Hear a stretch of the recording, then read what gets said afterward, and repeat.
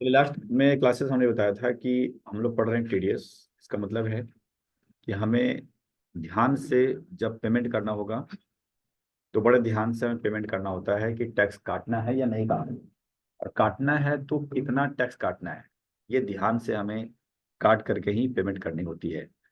तो इसके लिए सरकार ने काफ़ी सेक्शन बनाए, रूल बनाए हैं, जिसमें हम लोग रूल नंबर 1 स्टार्ट किया था। रूल नंबर 1 जो सेक्शन 192 बोलते हैं। 192 में कहता है कि सैलरी जब पेमेंट करने जा रहे हैं आप, तो ध्यान से कि आपको टैक्स काट कर ही देना है, यानी टीडीएस काट कर ही आपको पे करना है। सिंपल रूल था कि जितना जिस सैलरी में बात हुई है और जब ज्वाइन किया है उससे लेकर के मार्च एंड तक आपको देखना है कितने मंथ होता है, उसके आधार पे आपको इनकम डालनी है और 75,000 घटा देना है। जो इनकम आएगा उसको पर टैक्स निकालना है, जो टैक्स में चेक कर लीजिएगा। मान के चले टैक्स में नहीं खुलता है एग्जाम्पल साइट पे, तो आप कोई भी टैक्स जो कैलकुलेट कर रहा होगा साइट, उस पर जा करके देख लेना, कई साइट ऐसे हैं मिल जाएंगे आपको। और उसके बाद टैक्स कैलकुलेटर जो आएगा पूरा इंक्लूडिंग सेस सब मिला जुला करके, उसको आप लोग उतने मंथ, जितना मंथ का आपने इनकम निकाला था उतने से डिवाइड कर देंगे, तो पर मंथ का एक टैक्स निकल जाएगा, वही टीडीएस है। और सैलरी में से उतना माइनस करके एम्प्लॉय को दे देंगे, और जो टीडीएस का रकम है वो सरकार को जमा हो जाता है। तो इस प्रकार से सैलरी के ऊपर टीडीएस हम काटते हैं। कोई एग्जाम्पल देने की आवश्यकता और तो नहीं है? सही, ठीक है। तो ये थी एक सेक्शन 192। ऐसे बहुत सारे सेक्शन है। तो अब सेक्शन के लिस्ट थोड़ा हम तैयार करते हैं। इसके लिए अलग पेज में आप एक चार्ट बनाइए, बेटर होगा, घर पे भी इसे बना लेंगे आप लोग, ठीक है। तो मैं चलता हूँ लेकर के, और चार्ट कैसे बनेगा ये दिखाते हैं। जब भी आप साइट पे जाएंगे आपको ढूंढना है टीडीएस रेट्स फाइनेंशियल ईयर करके, करेंट ईयर में ढूंढेंगे, जैसे करेंट चल रहा फाइनेंशियल 25-26 ढूंढेंगे और टैक्स गुरु लिख देंगे, तो टैक्स गुरु की वेबसाइट आ जाएगी। ऐसे नेक्स्ट ईयर अगर ढूंढना होगा तो 26-27, 27-28 ऐसे चलता रहेगा। अदरवाइज वैसे ढूंढोगे तो बहुत सारा आलतू फालतू लिंक आ जाएंगे, तो थोड़ी दिक्कत आ सकती है इस वजह से। फाइनेंशियल ईयर 25-26 जब करेंगे तो टैक्स गुरु का TDS rate chart financial year 25-26 आ जाएगा। आप इसे क्लिक कर लेंगे, जिस साल का ढूंढेंगे उस साल के, जैसे देखिए पुराना साल भी आपको मौजूद है, बट ये हमारे लिए बेकार है क्योंकि वो लास्ट ईयर में ये रूल था। हमें करंट ईयर में जिस साल हम एंट्री लेते हैं, जिस साल चलता है हमारा, उस साल के आधार पे हमें रेट को देखना होता है। तो हर साल अपडेट होता रहता है थोड़ा बहुत। हमने क्लिक कर दिया। क्लिक करने के बाद यहाँ पर आपको इस प्रकार का एक चार्ट रेडी करना है। हालांकि घर पे एक्सेल शीट में कर लेंगे तो ज़्यादा बेटर होगा अगर लैपटॉप है तो, नहीं तो अपने कॉपी पे भी कर सकते हैं ऐसा चार्ट। हालांकि इतने सारे सेक्शंस हम नहीं बताएंगे क्योंकि इंपॉर्टेंट बहुत सारा नहीं है, काम होते नहीं, यूज होते नहीं है। तो जितना इंपॉर्टेंट है लगभग 15-16 है, वो हम उसको जिक्र करेंगे। तो ऐसा बनाइए बेटर होगा। TDS sections, nature of payment, threshold limit, individual HEF, others, और एक बना देंगे सीरियल नंबर, ताकि छोटा सा, ताकि लगे कितना चल रहा है, ठीक है। तो रेडी करो कॉपी पे, फिर हम लिखाते हैं। चौड़ाई कॉलम के ध्यान रखिएगा, जैसा चौड़ाई देख रहे होंगे उसी आधार पे आपको मेंटेन करना है। बहुत ज़्यादा चौड़ाई रखने को फायदा नहीं है और कम रखने को फायदा नहीं है। जैसे इसमें रेट लिखे हुए हैं, तो रेट कितने में आएगा? बहुत छोटे में आएगा, इतना भी नहीं चाहिए आपको, थोड़ा चाहिए। अमाउंट कितने में आएगा? कम आएगा, तो सबसे ज़्यादा इसको चौड़ाई रखना, नेचर ऑफ पेमेंट का। बाकी सब छोटे छोटे में चल जाएगा।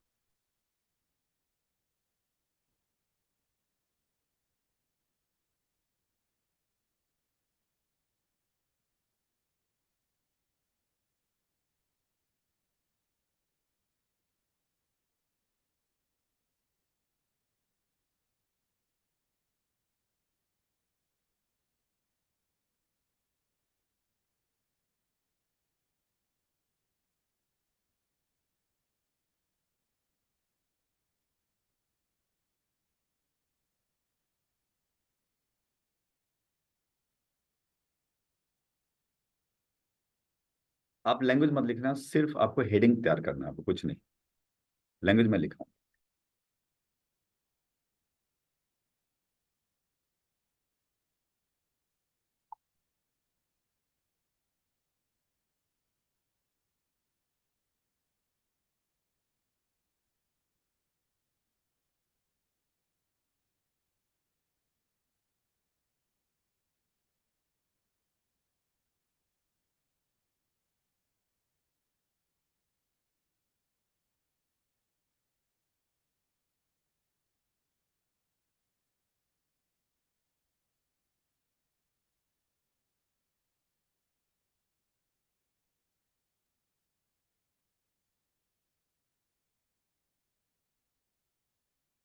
चलिए तो थोड़ा आगे बढ़े हम। आइए, अभी नंबर 1 पे यहाँ लिखना, सीट नंबर लिखा होगा 1, और सेक्शंस में डालने हैं आपको 192। नेचर ऑफ पेमेंट में डालना है सैलरी, केवल डाल दो सैलरी, शॉर्ट में चलेगा। थ्रेशोल्ड लिमिट में डालो यहाँ पे 2,50,000 oblique 4 lakh, 2,50,000 oblique 4 lakh. Rate में डालो इसमें स्लैब रेट, इंडिविजुअल में स्लैब रेट, और अदर्स में करना है NA, नॉट अप्लीकेबल, NA। चलिए मैंने क्या बदलाव किया देखते हैं। सेक्शन 192 में कहता है कि सैलरी के ऊपर पेमेंट करते समय 2 प्रकार के टैक्स सिस्टम हमारे इंडिया के अंदर है। एक है ओल्ड सिस्टम, एक न्यू रिजाइम बोलते हैं। तो जो 2.5 लाख रुपए पर टैक्स नहीं लगेगा साल भर में, वो होगा ओल्ड रिजाइम में, और 4 लाख जो ऑब्ली लिखवाया हुआ वो आपका न्यू रिजाइम में है, वो टैक्स नहीं लगेगा। तो खैर ये सब आपको देखना भी नहीं है कि 2.5 लाख है 4 लाख है, बस आपको लिखवा दिया। और रेट कोई फिक्स नहीं होते हैं, बल्कि स्लैब रेट में चलता है ये, वो भी याद नहीं रखना है आपको। टैक्समैन पे जा करके आराम से चेक कर लीजिएगा। ये जो देख रहे हो, इंडिविजुअल का मतलब है इंसान, और अदर्स का मतलब है कंपनी और फर्म जिसको पैसे मिल रहे हैं। अब सोचो कि सैलरी नौकरी करने वाला इंसान नौकरी करता है ना, कंपनी और फर्म तो नौकरी कर ही नहीं सकती। तो चार्ट में गलत दिखाया हुआ है यहाँ पर।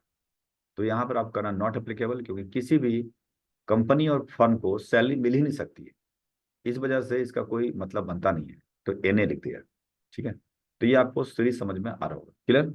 चलिए ठीक। सर तो इस हाँ, साल तो 12 लाख हो गया ना सैलरी। 12 लाख नहीं हुआ ना, 12 लाख तब हुआ जब 12 लाख के अंदर इनकम हो जाता है, समझ रहे। 12 लाख के जैसे ही 13 लाख पे चले जाओगे तो आपको टैक्स 4 लाख के हिसाब से देने पड़ेंगे। चलिए ये भी थोड़ा क्लैरिटी दे देता हूँ मैं। फिर से यहाँ पर जो भ्रम है उसको निकालते हैं। यहाँ पर टैक्समैन पे जाता हूँ, हालांकि कोई भी निकाल लीजिएगा, कैलकुलेटर आपकी इच्छा है। मेरा टैक्समैन खुल रहा है तो खुलने दो, अदरवाइज आप जो मर्जी खोल लो, आपकी इच्छा। ठीक है? लीजिए यहाँ पर हमने असेसमेंट डाला 26-27, क्योंकि फाइनेंशियल ईयर 25-26 चल रहा है, तो अगले साल के लिए असेसमेंट कहलाएगा 24-27। तो आपको सिलेक्ट करना है 24-27, इंडिविजुअल मेल प्रेसिडेंट। अब यहाँ पर आप ध्यान से देखिएगा कि मैंने 115 BSc को यस किया, मतलब न्यू रिजाइन को यस किया, और यहाँ हम डालते हैं 12 लाख रुपया। 1 2 1 2 3, देखिए जैसे मैंने 12 लाख रुपये डाला, आप यहाँ पर कैलकुलेट करेंगे, यहाँ पर टैक्स जीरो दिखा देगा। लेकिन हमने इसको 12 से कर दिया 13 लाख रुपये। 1 2 1 2 3, सोचिए 1 लाख में कोई छप्पड़ तो नहीं फट जाना है। मैक्सिमम 30% टैक्स होगा तो 30,000 रुपये लगेगा। अगर 12 लाख पर टैक्स नहीं है तो 13 लाख पे 1 लाख पे टैक्स लगना चाहिए। 30% अगर मैक्सिमम होगा तो लगेगा। और ये क्या देख रहे हैं, ये तो 1 लाख बढ़ा नहीं, उधर से 78,000 लपेट लिया। मतलब 12 लाख पर टैक्स नहीं था, लेकिन 13 लाख पे ऐसा क्या जादू हो गया या क्या हो गया, तो सीधा 78,000 का टैक्स लग गया। मतलब 80 मान लेते मोटा मोटा, तो हमारा तो 80,000 चला गया, तो बचा कितना 20,000। उससे बढ़िया कि 12 लाख रहता। भाई कमाने में 1 लाख रुपये दर्द होगा, लेकिन जाने में भी तो फटाफट निकल गया, गया ना 80,000। तो ऐसा क्या हो गया, तो बताते हैं। बेसिकली टैक्स की रेट्स आपकी 4 लाख ही टैक्स फ्री है देखा जाए तो पहले 4 लाख पे आपका 0% टैक्स सरकार ने बनाया है। तो उसके लिहाज से आपकी बनती है 4 लाख मल्टीप्लाई 0%।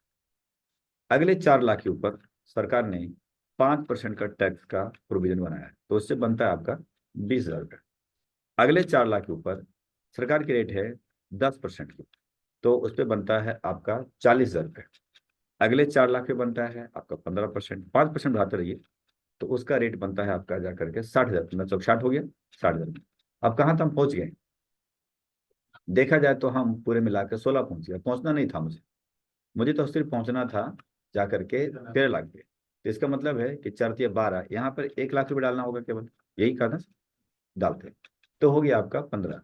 टोटल मिलाते हैं तो ये टैक्स आ गया 75,000 रुपये। ठीक, उसके ऊपर आप शेष निकाल दीजिए, जो कि 4% का शेष निकलता है। तो 75,000 जो टैक्स बनता है इसका 4% शेष निकाल दीजिए, तो 75,000 प्लस 3,000 आपका 78,000, मैच करिए, यही मैच करिए। अच्छा सेल्स पीएल अच्छा ये हम्म। स्टैंडर्ड डेविएशन माइनस करने के बाद 13,000। ये तो ऑफ कोर्स वो तो अलग होता है, ठीक है। वो तो अलग होता है। ठीक है, समझ आ गया। मतलब कि कह सकते हैं कि जिनकी भारी भरकम इनकम है, 12 लाख से ऊपर इनकम है, तो हम कहीं यही कह सकते हैं ना कि 12 लाख टैक्स फ्री नहीं है, बल्कि टैक्स फ्री केवल 4 लाख रुपए है। तो सर ये 12 लाख तक भी 12 लाख पे भी तो ये 60,000 बारह टैक्स लाख रुपए जो टैक्स बनेगा सरकार ने उसे रिबेट मानते हुए खत्म, जीरो कर दिया। तो 60,000 अंडर तक सेक्शन 87A के अंतर्गत कहा कि आपको टैक्स जीरो हो जाएगा। अगर 12 लाख के अंदर इनकम रह जाती है तो मतलब ये वाला पार्ट 60,000 रुपये जो 60,000 दिया है, है वो तो कर टैक्स देते जीरो हो जाएगा। लेकिन जैसे आप क्रॉस करोगे फिर इसी सीरीज में चलेगा, यानी रिबेट खत्म, बस ज्यादा कमाने को फायदा नहीं है।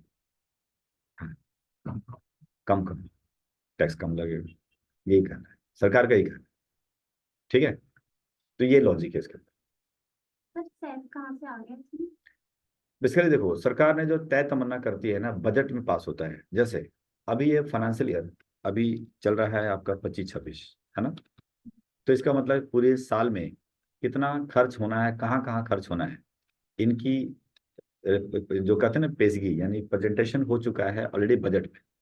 बजट आमतौर पे 1 मार्च, 1 महीने पहले आता है। 1 मार्च 25 में, फरवरी में कभी आ जाता है, कभी मार्च आ जाता है, मान लेते हैं 1 महीने पहले। तो 1 मार्च 25 तारीख को आ जाते हैं कि आने वाला साल में हमारे देश में कहाँ कहाँ खर्च होने वाला है, एक नॉर्मल तरीके से कितने पुल बनने हैं, कितने क्या होने हैं, सब तय तमन्ना पहले हो जाता है। उसके हिसाब से अनुमान बजट निकलता है, पैसों के आंकड़े निकलते हैं, कहाँ से क्या होना चाहिए। तो सरकार को लगता है यार पुराना टैक्स ठीक नहीं है, उससे कम टैक्स पैसा आएगा, इसको ऐसा कर देते हैं, बढ़ा देते हैं, तो वहां तय तमन्ना करते हैं। लेकिन सरकार ने जब बजट बनाया था, मतलब खर्चे का बजट बनाया था कि कहाँ कहाँ खर्चा होना है, घर भी होता है ना, पैसा सैलरी आए तो खर्चे बजट बनते हैं। तो सरकार ने बजट बनाया तो उसने बोला कि काम करते हैं, हेल्थ के लिए एक अलग बनाते हैं बजट, ऐसे खिचड़ी नहीं पका देते, अलग बनाते हैं बजट हेल्थ के लिए। और पब्लिक से हम हेल्थ के लिए 1% अलग से ले लेते हैं। तो उसने क्या किया, 1% का हेल्थ के लिए उसने अलग अलग रख लिया। जो टैक्स बनेगा उसका 1%, यानी 75,000 का 1% हेल्थ के लिए लिया उसने। और एजुकेशन के लिए सबसे ज्यादा दिक्कत एजुकेशन के लिए है, तो उसने 3% एजुकेशन के लिए लिया। बोला ये अलग से जो पैसा आएगा वो अलग से रखे जाएंगे, चाहे देश में कितनी गरीबी छा जाए, हम इसके पैसा खर्च नहीं करेंगे, हेल्थ का और एक्सेस का। जैसे घर में भी सोचिए, पैसे आते हैं तो दवाई के लिए थोड़ा अलग रख देते हैं, खर्चे के लिए ऐसे समझिए, राशन के अलग रख देते हैं। वैसे सरकार ने सारे टैक्सेस में से हेल्थ के लिए 1% अलग कर दिया, 75,000 का, एक ऊपर 1%, और सेस के लिए, एजुकेशन के लिए अलग कर दिया।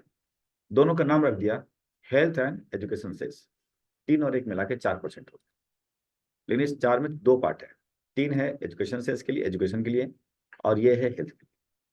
ठीक है, तो ये बजट पैसे पास होता है।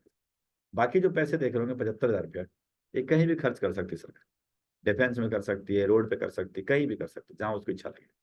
लेकिन ये फिक्स हो गया कि आपकी हेल्थ और एजुकेशन में ही की जाएगी, उससे ज्यादा वहां नहीं जाएगा। ठीक है ना, चलिए। तो ऐसे बनता है आपका टैक्स के स्ट्रक्चर। तो ये थी आपकी सैलरी वाली part.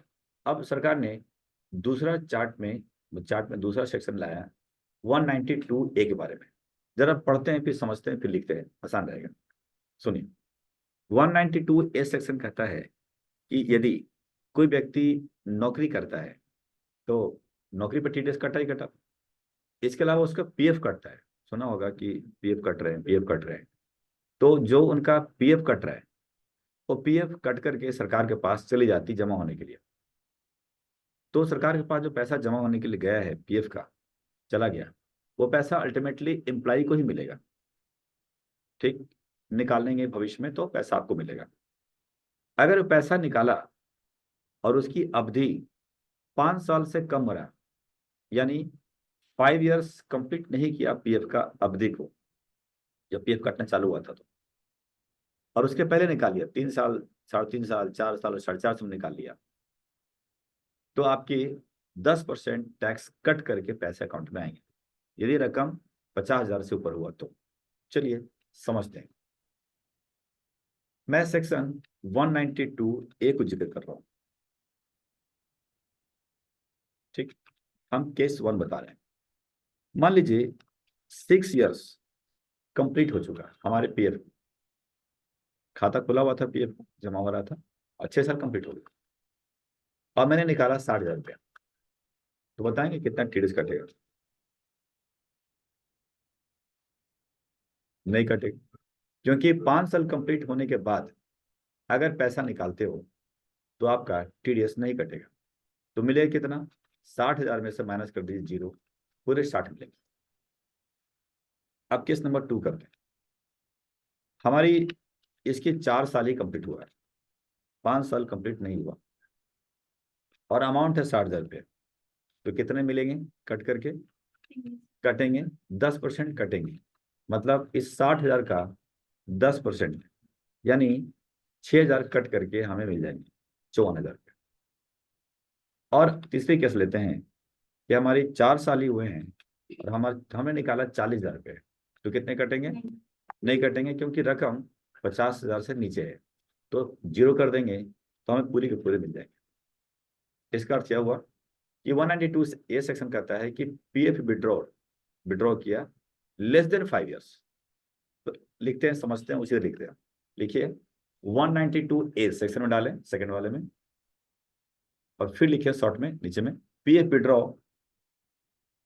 Less than 5 years. PF withdraw less than 5 years, 5 साल से नीचे निकालते हैं तो, और रकम में लिखेंगे, थ्रेशोल्ड में लिखेंगे 50,000,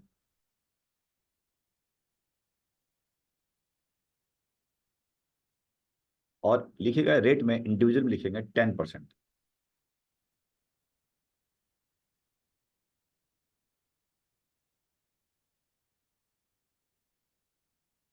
और अदर्स में कर दो NA, नॉट एप्लीकेबल। ऐसा क्यों? सिंपल है भाई, कंपनी और फर्म नौकरी नहीं कर सकती ना, तो नौकरी करेगी नहीं तो उसका पीएफ थोड़ी, अब साइट थोड़ी थोड़ी कहीं गलत हो जाता है, तो इसको ध्यान रखिए। कुछ क्लियर हुआ? चलिए, ये नियम है जो ध्यान रखना पड़ता है हमें। और सर, केस ये सैलरी वाला है, ये 192 डाला है हमने, ओनली 192 डालेंगे, 192 भी होता है। देखिए, सेक्शन 192 में आते हैं सैलरी, ठीक है। इसके अंदर कोड बनाया गया है, यानी सेक्शन 192 जो देख रहे हैं इसके अंदर कोड बनाया गया है। वो कोड क्या है? कोड अलग अलग तरीके, सरकारी अगर कर्मचारी है तो उसका कोड चलता है 92A, प्राइवेट है तो चलता है 92B, UNO united nation organization, WTO WHO है तो 92C चलता है उसका। ऐसे चलते रहते हैं। तो हम लोग प्राइवेट फर्म में काम करते हैं तो हम कहते हैं कि कोड 92B। इसका मतलब ये नहीं कि सेक्शन 192B हो गया ना, सेक्शन 192 है, कोड 92B, समझ रहे हैं? ऐसे आपको ध्यान रखना है, ठीक है? क्योंकि 192B बोल दोगे वो सेक्शन ही बदल जाएगा अलग, ठीक। चलिए आगे बढ़ते हैं। इसको बहुत जैसे आप कंपनी चला रहे हो, आप सैलरी ले रहे हो, मतलब अपने 1 लाख हर महीने, तो उस कंडीशन में कुछ टीडीएस वगैरह कुछ नहीं करते? मैं कंपनी चला रहा हूँ, सैलरी दे रहा हूँ अपने अपने लिए, हम कैसे चला रहे हैं बता दें। चलिए इसको भी क्लियर करते हैं कि मैं कंपनी चला रहा हूँ तो मैं क्या हूँ? आप ऑनर होते ऑनर मतलब क्या? ऑनर किसको समझते हैं? समझते हैं जरा।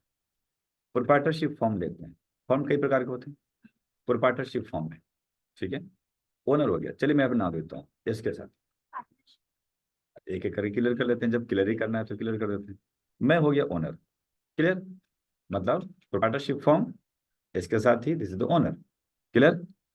मैं अपने आय में बात करें तो बात करें प्रोड्यूसिव फॉर्म, मैं यहाँ पर एक्सपेंस के रूप में सैलरी नहीं ले सकता हूँ, बुक करने का कोई राइट नहीं है। यानी प्रोप्राइटरशिप फॉर्म में प्रोप्राइटर को ओनर हो गए, अपनी सैलरी अपने पीएल अकाउंट में अपने फर्म के अंदर एक्सपेंस बुक नहीं कर सकता, यानी एम्प्लॉय नहीं बन सकता हूं यहाँ, ये रूल नहीं है, हैं। क्योंकि इंडिविजुअल है ना, इसीलिए कैपिटल मेरा कोई राइट नहीं है कि हम भले काम कर रहे हैं लेकिन हम सैलरी के नाम पे एंट्री नहीं पास कर सकते हैं अपनी फर्म के अंदर, क्योंकि इंडिविजुअल फर्म है इसलिए। लेकिन कैपिटल करके निकालना पड़ेगा। वो तो ठीक है, निकाल रहे तो कैपिटल करके निकालेंगे, डाला तो कैपिटल डाला, निकाला ड्राइंग हो गया हमारा, है ना, ऐसे चलता रहेगा। सैलरी के नाम बुक नहीं कर सकते। ये हुआ प्रोडक्ट फर्म। अब हम बात करते हैं सिर्फ फर्म, फर्म मतलब पार्टनरशिप हम बोलते हैं उसको। इसमें सिंपल है कि ए और बी दो होंगे, दो कम से कम दो होंगे होंगे। ऐसे केसेस में दो बातें हैं कि या तो आप चाहो इस फर्म के अंदर मालिक भी बन सकते हैं, मतलब मालिक तो रहेंगे ही, पार्टनर हैं, प्रॉफिट का हिस्सा निकलेगा, कैपिटल निकालो, ड्राइंग करो, करते रहो अपना, जैसे कि ओनर करता है इसमें। ऊपर से आप नौकरी भी कर सकते हो इसके अंदर, एज ए सैलरी उठा सकते हैं, क्योंकि यहाँ पर अलाउड है।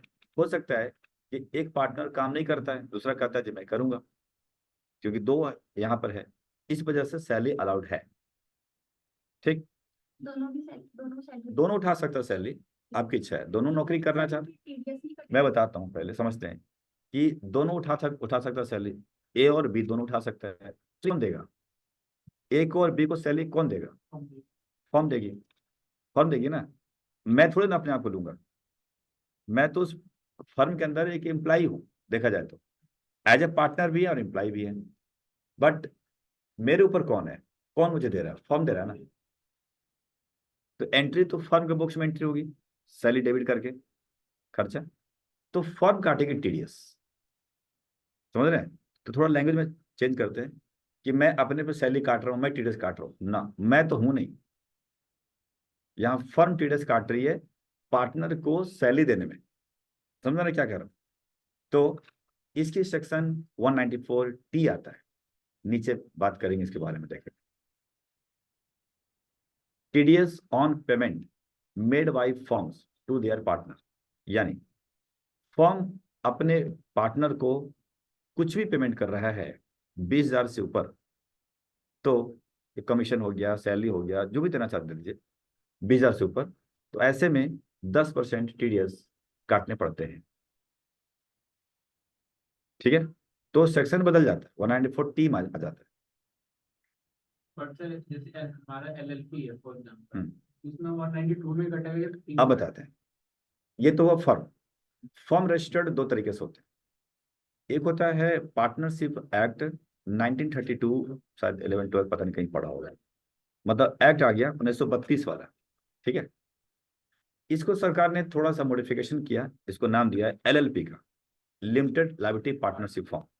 तो एलएलपी ये चलते हैं कंपनी अधिनियम से चलता है, इनको चलाने वाली जो इंडिया के अंदर नियम है, और कंपनी एक्ट 1956 के तहत इसे नियम बनाया गया, सारा रूल रेगुलेशन इनके चलते हैं, नाम दे दिया एलएलपी का। ऐसी कोई कंपनी चलेगी प्राइवेट लिमिटेड लिमिटेड, तो भी सेम नियम चलेगा, क्योंकि ये तो ऑलरेडी इसके अंदर ही आता है। तो इनके नियम कानून एक्ट 1932 का एक्ट खत्म हो गया, उसके ऊपर लागू नहीं हो रहा है, लागू हो रहा है। कंपनी एक्ट में कहा गया है कि कोई भी कंपनी हो या एलएलपी हो, उसके अंदर जो उसके ओनर है, मतलब शेयर होल्डर कह सकते हैं या पार्टनर बोल दीजिएगा, वो जब एम्प्लॉय बन जाता है, जैसे ए और बी एम्प्लॉय बन गया, ठीक, तो वो प्रॉपर एम्प्लॉय बन जाते हैं, और ऐसे केसेस में सेक्शन 192 के तहत टीडीएस काटना पड़ता है उनका। समझ रहे हैं? तो 3 प्रकार के फर्म होते हैं। प्रोप्राइटरशिप फर्म में, सारांश बता दो, प्रोप्राइटरशिप फर्म में कोई सैलरी एंट्री नहीं होती है मालिक का, क्यों? अकेला मालिक है। पार्टनरशिप फर्म में सैलरी एंट्री करिए, कोई दिक्कत नहीं है, कमीशन करिए, सैलरी करिए, बट टीडीएस कटेगा सेक्शन 194T के लिहाज से, 194T के लिहाज से, जो आगे हम बात करेंगे। ठीक है, और एलएलपी या कंपनी में है, तो इनका गठन की जाती है कंपनी अधिनियम से, इस पे सेक्शन 192 लागू होगा, जो हम अभी पढ़ रहे हैं। ठीक है, ये मालिक है, इसको ऐसा कर सकते हैं कि इस तरह से मालिक में आप कर सकते हैं। कोई क्वेश्चन है तो यहाँ कर सकते हैं। क्लियर है? ठीक है, तो ये सेक्शन 192 का क्लैरिटी मैंने दिया, जो आपको बताया। अब सिंपल बात है कि अगर पीएफ कटेगा तो इंसान का ही कटेगा, तो यहाँ तो सवाल ही नहीं है ना, इस कटघरा में तो आने नहीं चाहिए, इसीलिए मैंने यहाँ पर एन लिख दिया। और कोई क्वेश्चन लग रहा है? क्या इसको लिखवा दूं या फिर थोड़ा याद रहेगा? तो बाकी रिकॉर्डिंग में करके देख लेना। अब हम अगले सेक्शन, मुख्य सेक्शन के ऊपर ले चलते हैं। 193 नहीं, 194 नहीं, 194 ए की तरफ चलते हैं। 194 ए कहता है कि आपका पैसा बैंक में पड़ा हुआ है, एफडी करा रखा है। आपका मतलब इंसान का भी पैसा पड़ा हो सकता है एफडी के तौर पे, किसी कंपनी का भी एफडी हो सकता है, किसी फर्म का भी एफडी हो सकता है। एफडी मना नहीं है भैया, कंपनी भी एफडी कर सकती है बैंक में जाकर के, फर्म भी कर सकता है और इंसान भी कर सकता है। कहता है कि जो जिसका भी पैसा पड़ा हुआ है, बैंक अगर ब्याज, सालाना ब्याज 50,000 से ऊपर दे रही है तो 10% टीडीएस काट करके बैंक पे करेगी। जैसे मान लीजिए 1 साल में मेरा एफडी का ब्याज बैंक की तरफ से 60,000 पड़ता है, तो 10% 6,000 रुपये कट कर मिलेंगे। ऐसे कोई कंपनी का पैसा पड़ा हुआ एफडी के तौर पे, वो ब्याज अगर मिल रहा है तो 6,000 कट कर मिलेंगे। लेकिन इंसान की उम्र के हिसाब से थोड़ा चेंज कर दिया। मतलब इंसान की उम्र अगर 60 साल से ऊपर है तो 1 लाख तक भी ब्याज मिलता है तो उसके ऊपर टीडीएस नहीं कटेगा। 1 लाख से ऊपर अगर जैसे 1,10,000 पे हुआ तो पूरी 1,10,000 के ऊपर टीडीएस कट जाएगा 10% से। चलिए, इनको क्लैरिटी देने के लिए मैं थोड़ा सा केस स्टडी देता हूँ। ये सेक्शन 194 ए के बारे में बात करेंगे। एक क्वेश्चन हाँ बताएं।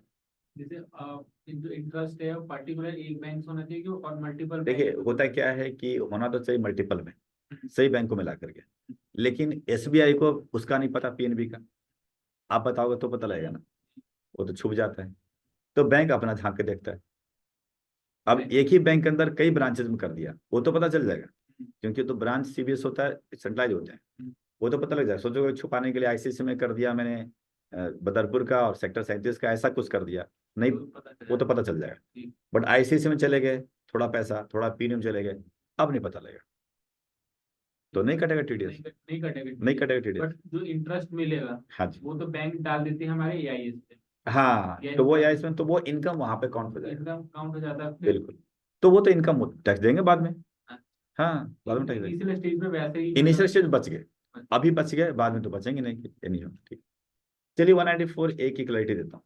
ठीक है, यहाँ पर पहला केस बनाते हैं मिस्टर ए के बारे में, यानी इंसान है, और एज बता देते हैं, इसका एज डाल देता हूँ, जो कि मान लीजिए 32 साल है। यहाँ पर मिस्टर ए की, यहाँ पर इंटरेस्ट, साल भर का इंटरेस्ट जो बनता है वो 40,000 बनता है, साल भर का इंटरेस्ट है। तो टीडीएस बताएं कितना कटेगा और नेट बैंक कितना पे करेगी। नहीं कटेगा, क्योंकि रकम 50,000 से नीचे है, इसीलिए टीडीएस नहीं कटेगा। तो नेट आपको 40,000 में से 0 काट करके पूरे दे देंगे। चलिए सेकंड केस लेते हैं, मिस्टर बी का नाम ले लेते हैं, और उसका एज 32 साल है और 60,000 रुपये का यहाँ पर इंटरेस्ट है। तो कितना कटेगा टीडीएस? 10% कटेगा। क्यों कटेगा? क्योंकि 50,000 से ऊपर का ब्याज उसको मिल रहा है साल भर का, इसलिए। तो उसके अकाउंट में कितने आएंगे? 54,000। अब तीसरी केस लेते हैं, मिस्टर सी हैं, यहाँ पे उठाते हैं, और उम्र हम करते हैं 62 साल, 62 ईयर्स है यहाँ पर, और अमाउंट भी 60,000 का है। तो टीडीएस कितना काटेंगे? 10% काटेंगे। अच्छा नहीं काटेंगे, क्यों नहीं काटेंगे? क्योंकि उम्र अगर उम्र सीढ़ी में 60 से ऊपर है और 1 लाख से नीचे मिलता है तो टीडीएस नहीं कटेगा, मतलब 0 हो गया तो 60 हो गया। चलिए नंबर नेक्स्ट कर लेते हैं, तीसरा करते हैं तो चौथा हो गया। मिस्टर डी कर लेते हैं यहाँ पर, और उनकी उम्र भी 62 साल ले लेते हैं, और अमाउंट लेते हैं 1,60,000 रुपये। तो क्या टीडीएस कटेगा? क्यों कटेगा? क्योंकि 1 लाख से ऊपर की रकम मिल रही है तो 10%, टोटल अमाउंट का 10% टीडीएस कट जाएगा, 16,000 रुपये उसके खाते में चले। जैसे 1,01 रुपए भी फिर भी पूरे टोटल पे कटेगा, 1,01 रुपये आ गया, पूरे 1,01 के ऊपर कटेगा टीडीएस, है ना। और 1 रुपये वापस कर नहीं सकते हम, तो अकाउंटिंग है। बीच में निकाल ले तो फिर सर तो भी तो बात वही पड़ेगी ना। नहीं सर, जैसे हम फॉर एग्जाम्पल मान लीजिए कि 12 महीने में बन रहा है हमारे 1,01,000। ठीक है, और 6 में हमने निकाल लिया, 11 महीने में हम निकाल दिए। आप निकाल लिए, हाँ। तो निकाल लिया तो वो तो अकाउंटिंग करेगी 12 महीने का, उसके खाते में एक्रूड बेसिस चलता है ना, ड्यू बेसिस चलता है। वो तो अकाउंट डाल देगा कि भैया मत ले जाओ, कोई बात नहीं, बट मेरा तो हिसाब क्लियर है, हम तो देने वाले हैं। तो जो 1 महीना उसके ऊपर टीडीएस काट लेगा फिर।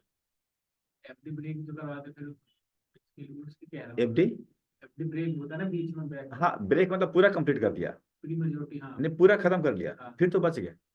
अगर आप पूरा ही पैसा निकाल लिया फिर तो बच गए, लेकिन सोचा कि नहीं इंटरेस्ट की रकम निकाल लेते हैं ऐसा कुछ करके, तो फिर बचेंगे नहीं, क्योंकि मेन जड़ तो अपने काटा का, नहीं वो तो एफडी में और प्री मेच्योर के बारे तो पूरा ही तो खत्म हो गया, फिर बच गए। 11 में पता चला है भाई इतना लग जाएगा टैक्स, हाँ तो आप वही पूरा बंदा निकाल लिया, पूरा बच गए फिर। पूरा निकाल दिया। लेकिन वो तो इनकम बाद में देना पड़ेगा। हाँ, या फिर 15 दिन पहले ही निकाल दे तो 15 दिन में इंटरेस्ट तो कम काट के देगी बैंक। बिल्कुल। चलिए यहाँ पर बताते हैं एक चीज। कोई बंदा ऐसा होता ना, जैसे मिस्टर ए हैं, वो 5 साल के लिए एफडी कराई, 5 साल एफडी कराई, 5 साल एफडी कराई उन्होंने, मान के चलिए कि 10 लाख की एफडी कराई, एक दो ठीक है, और 7% के दर से उनको मिलना था सालाना। तो हर साल उनको 10 लाख इंटू 7%, कब पैसा मिलेगा? 5 साल बाद, छठे साल में। वो तो निश्चिंत है कि भैया छठे साल में कंपाउंडिंग होगा, जो बना होगा बनेगा, जो बैंक देगा लिख करके वो मिल जाएगा। लेकिन पता चलता है कि हर 1 साल में उनका इनकम सरकार शो कर रही है 70,000 रुपये, और उस पर टीडीएस भी शो कर रही है 7,000 रुपये। अकाउंट में आ नहीं रहे पैसे। अकाउंट में क्यों नहीं आ रहे हैं? क्योंकि उन्होंने 5 साल ही कराई है, तो अकाउंट में पैसे दिख नहीं रहे, लेकिन सरकार की इनकम दिख रही है। उनके एआईस मतलब अकाउंट होता है कि एआईस बोलते हैं, उसमें ये इनकम दिख रहा है 70,000 रुपये कि तुम्हारी इंटरेस्ट है। अब वो पार्टी जो नहीं जानकारी रखता है वो चिल्ला जाता है, यार मैं तो एफडी कराया 5 साल का, मुझे कौन सा इनकम हो रहा है इंटरेस्ट, वो तो बाद में मिलेगा ना। तो ऐसा क्यों हुआ? क्योंकि दुनिया में जितने भी लोग हैं अकाउंटिंग कर रहे हैं ड्यू बेसिस पे। ड्यू बेसिस का मतलब है कि मेरा भैया बनता है तो उधारी हो गया, देना बना, तो खर्चा बुक कर लिया बैंक ने, तो बैंक का खर्चा मेरा इनकम, तो इसका इनकम हो गया, बैंक का खर्चा हो गया। ठीक है, तो बैंक का खर्चा हो गया, इसका इनकम हो गया। अब इनकम हो गया तो आपको इनकम शो करने पड़ेंगे आपको। ऐसे शिकायत आती है, कंप्लेन। इन केस सर मान लीजिए कोई सीनियर सिटीजन या फिर उसने जो एफडी करवाई वो 58 ईयर्स का था, 5 साल के लिए करवाई या 3 साल के लिए करवाई, तो पहले 2 साल अगर 50,000 से नीचे की लिमिट में है तब तो बचते चले जाएंगे। बचते चल मतलब कि अगर पूरा ऐड कर 3 साल बाद जब निकाल रहा है तो टोटल इंटरेस्ट 1 लाख से ऊपर हो जा रहा है। हाँ कोई बात नहीं, बताते हैं। आपने ऐसा किया कि इसकी एज जब कराया तो पहले 2 साल में 58 था, तो लीजिए चलते 58, 59, 60, फिर 61, फिर 62, ऐसे कर लेते हैं, ठीक है। और इसको करते हैं हम 70,000 पैसा कर लेते हैं, यही करूं? 70 करते हैं तो क्या होगा? पहले साल में 70 पे कट जाएंगे 7,000 रुपये, फिर दूसरे साल में 70 से ज्यादा ही मिलेगा क्योंकि कंपाउंडिंग होगा रूप से, फिर कट जाएंगे, तीसरे साल में बच जाएंगे 0। उम्र ऑटोमेटिक, क्योंकि वो तो रूल लागू होगा ना, एवरी ईयर हर एक इंसान का स्टेटस चेंज हो जाता है ना उम्र के हिसाब से, तो बच गया। ठीक है ना? तो ऐसे जो रिटर्न भरते हैं हम लोग, तो उनको बताना पड़ता है कि सर देखो मिलेगा भी नहीं, पैसा मिला भी नहीं होगा, बट आप समझिए कि वो तो खर्चा बुक कर रहा है ना अपना। तो बोलेगा यार ये तो बड़ी जाती हो गई, फिर तो जब मिलेगा तो भर भर के उसमें टैक्स देना पड़ेगा। नहीं भैया, उसमें मिलेगा आपको भर भर के 1 लाख प्लस ब्याज मिलेंगे। मान लीजिए यही लगातार हम खींच दें, हालांकि इससे ज्यादा ब्याज मिलेगा क्योंकि ब्याज के ऊपर ब्याज मिलेगा आपको, तो उस वक्त कितने मिलेंगे? मिलेंगे 3.5 और प्लस 10, 13,50,000 मिलेंगे।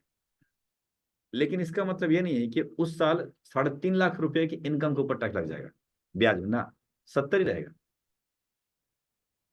क्योंकि जो बैंक है अपने अकाउंटिंग करेगी वो 70 ही करेगी खर्चे में केवल, क्योंकि ऐसे 70 हर साल कर दिया ना खर्चा, तो उसका खर्चा मेरा इनकम। तो मेरी इनकम में 5वां साल भी 70,000 ही आने वाले हैं, इनकम शो होगा। भले पैसा खाते में मिलेगा 3.5 लाख रुपए प्लस करके, समझ रहे हो? क्योंकि इसमें नहीं मिला पैसा तो पैसा बाद में मिलेगा। तो समझाना पड़ता है क्लाइंट को कि सर ऐसे ऐसे करके हो रहा है, फिर उनको समझ में आता है। कुछ लोग ऐसे पागल होते हैं, कहते नहीं यार इस इनकम को छोड़ दो, कैसे छोड़ दूंगा, लिख के दे दो मेरे को व्हाट्सएप पे, मैं छोड़ दूंगा। क्योंकि कल की तारीख में 200%, 1000% नोटिस आना ही आनी है, वो डिफेक्टिव नोटिस हो जाएगी, क्योंकि आपने इनकम को छोड़ दिया, समझ रहे। तो आप लिख के दो, क्योंकि उस वक्त में हम बोल देंगे ना कि भाई ठीक है आपने लिख के दिया था, डिफेक्टिव आना ही आना है। तो ये छोड़ नहीं सकते, इस इनकम को आपको दिखाना ही दिखाना है। जो EIs में उसको तो छोड़ ही नहीं सकते। लेकिन कुछ सनकी होते हैं ना, उनको नहीं समझ में आता, वो कहते हैं हम नहीं जानते हैं, मेरा पैसा मिला नहीं सरकार दुकान ये बैंक से, तो मैं क्यों भरूं इनकम, इसके ऊपर टैक्स दूं। ठीक है ये चीज। और टीडीएस कटा है, टीडीएस क्लेम कर लीजिए, सिंपल। तो हाँ सिंपल तरीके से है। जो TDS कटा है सर, तो जो लास्ट जब हम फाइल करेंगे, ठीक है, वो तो कभी भी करेंगे उसी साल क्लेम करेंगे। फाइल कर रहे तो उसी साल बस बस बस बस बस, नेक्स्ट ईयर इसका कोई रोल नहीं।